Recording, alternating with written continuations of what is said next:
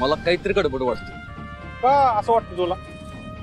बलमा, तू एक काम कर, पोरांना घेऊन तू इथंच थांब आणि चांगलं लक्ष ठेव. आणि जर वाघमाऱ्यांशी बोलणं झालं ना तर त्यांना बी सांग. हा, मी येतो. ए मांढऱ्या, पुढे गेला मांढऱ्या, लक्ष ठेवायचं का सगळ्यांच्या? बोगद मतदान झालं नाही पाहिजे अजिबात. काय तुझ्या काय दादा, तुम्हाला काय वाटतं कोण येईल निवडून? 100% मुकदमाच येणार. आणि मम्मी साहेब? ती कसली निवडून येते? सत्याची आई आहे एवढीच तिची ओळख. रिबिन कापण्याशिवाय येते काय तिला? हो दादा, तुम्ही असं कसं म्हणता हो? अहो सत्याची आई आहे ती. अहो तीच निवडून येणार. आणि सत्याची आई म्हटल्यावरती कामं तर करणारच ना. 100% सांगतो, तिचं डिपॉझिटच जप्त होणार.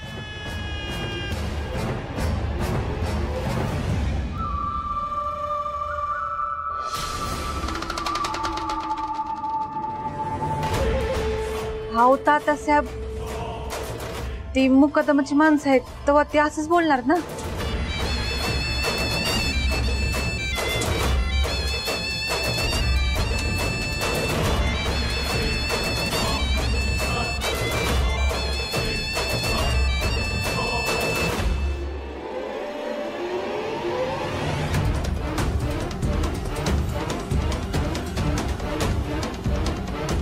अरे बघितलं का, मुकदमाच 1 नंबरला आहे. मुकदम नाही तर मम्मी जिंकतील असंच म्हणतात सगळे. सत्यदादाचं कुठं नाव पण नाही.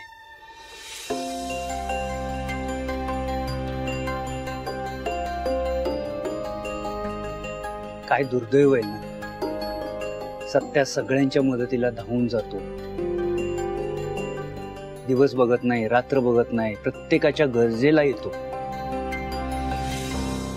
पण आज या एकाच्याही तोंडून सत्याचं नाव निघत नाही. असं वाटतंय की सत्यासारखा प्रामाणिक उमेदवार नकोच आहे लोकांना. होय होय, खरंच माझ्या लेकराचं कुठंच नाव नाही.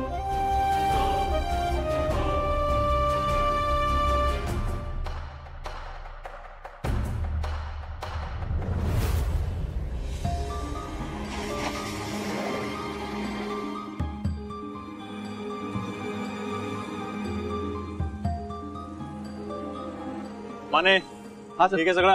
हा सर.